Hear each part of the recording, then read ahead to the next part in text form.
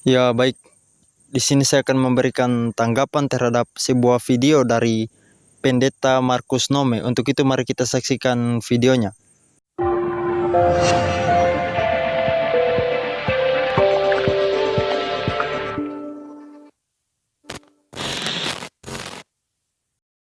Di dalam nama Yesus, roh jati keluar. Sembuhkan hambamu. Dalam nama Yesus, hentikan semua sakit penyakit. Keluar. Cukup sudah Papa. Melepaskan dia dari sakit penyakit ini. Dia dapat sembuh. Kami percaya sembuh. Kan teman. Sembuh.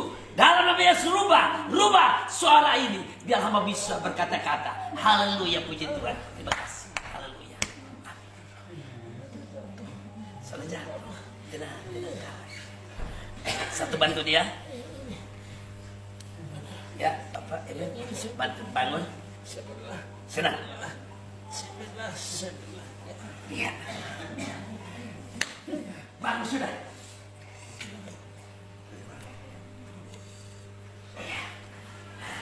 Berdiri dulu. Tenang. Dalam nama Yesus rubah.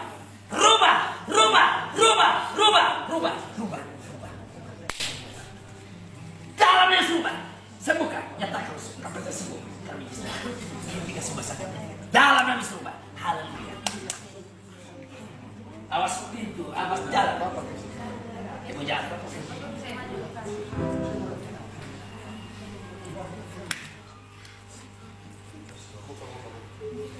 Balik aja. Rubah Tuhan Yesus supaya dia jalan. Menyanyi satu lagu.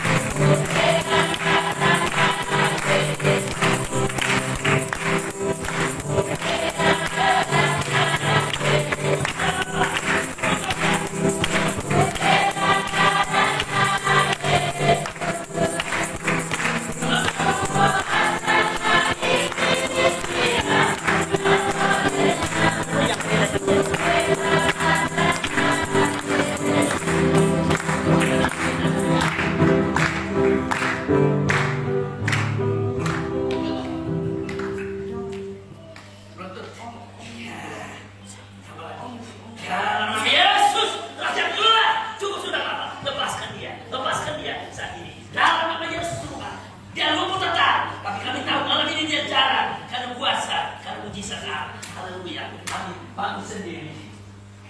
Nenek sudah ada bangun sendiri. Bangun saya. Haleluya. Malam ini sembuh. Ayo kaki sudah.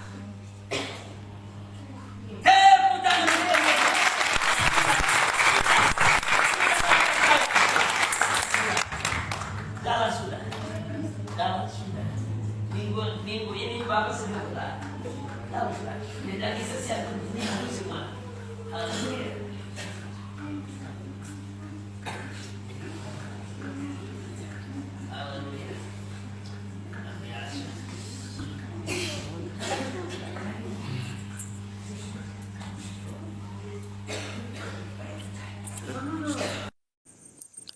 Ya, saya tegaskan bahwa saya ini bukan orang yang anti mujizat.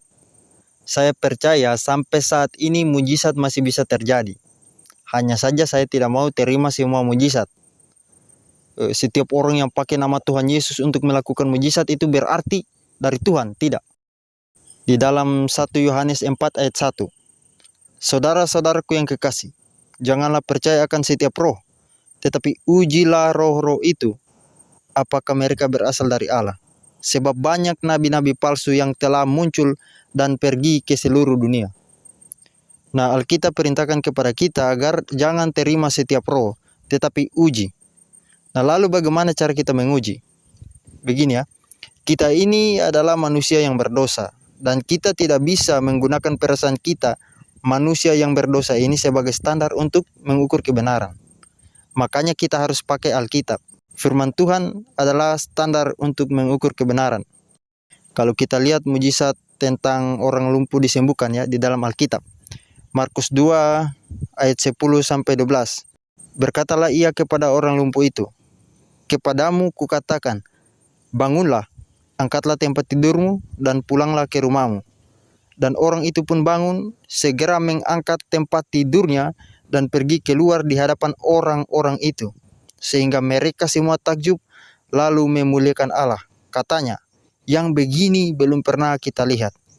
Nah, kemudian di dalam Kisah Para Rasul 3 ayat 6 sampai 8, di situ dikatakan, "Tetapi Petrus berkata, emas dan perak tidak ada padaku, tetapi apa yang kupunyai kuberikan kepadamu.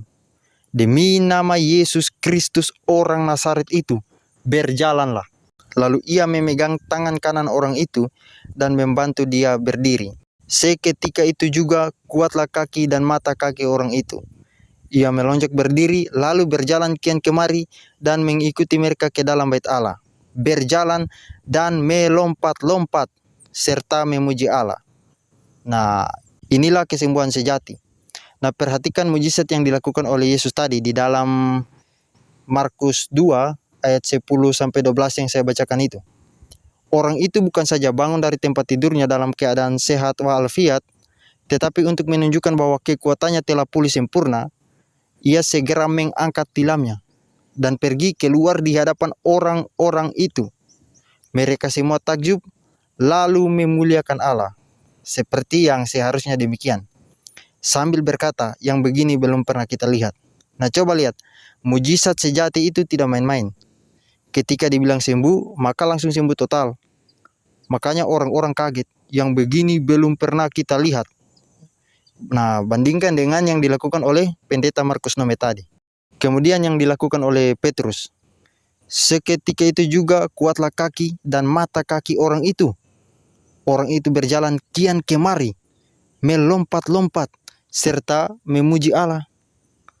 Nah, bandingkan dengan yang dilakukan oleh pendeta Markus Nome tadi, terlihat jelas perbedaannya. Makanya penting sekali kita gunakan Alkitab untuk menguji setiap mujizat. Jangan remehkan Alkitab. Masa orang Kristen tidak mau pakai Alkitab? Nah, jangan jadikan perasaan sebagai standar untuk mengukur kebenaran. Karena kalau demikian, tidak mungkin kebenaran bisa diukur sebab perasaan setiap orang ini berbeda-beda. Nah, memang pendeta Markus Nome juga pakai nama Yesus. Tapi coba perhatikan dampaknya. Apakah sama? Sama dengan kisah di dalam Alkitab tadi? Jelas sekali berbeda. Kalau saya perhatikan, Bapak baju biru itu kena stroke. Dan Bapak itu bisa berdiri akibat dampak sugesti saja. Nah, pendeta Markus Nome itu kan berulang-ulang kali berteriak, "Dalam nama Yesus, dalam nama Yesus," sambil tepak-tepok. Sehingga kepercayaan diri dari Bapak baju biru itu tadi naik. Makanya coba lihat, ketika Bapak itu berdiri, hanya seperti paksa berdiri saja. Bahkan kesakitan. Jalannya kesusahan, ya kaku. Bukan seperti yang disembuhkan Tuhan Yesus dan Petrus itu, sembuh total. Nah, itu karena dampak sugesti saja. Nah, paling-paling Bapak baju biru itu sakit kembali nantinya. Lihat kalau tidak betul. Sedangkan dalam kebaktian itu saja, Bapak itu susah berjalan. Apalagi pas kembali ke rumahnya nanti. Jadi, bagi saya Bapak itu berdiri karena dampak sugesti saja. Dan yang dilakukan oleh pendeta Markus Nome bukan mujizat sejati. Karena saya juga pernah lihat beliau gagal. Dalam sebuah video yang lain ya, saya pernah lihat beliau gagal ketika mencoba menyembuhkan orang Islam yang bisu.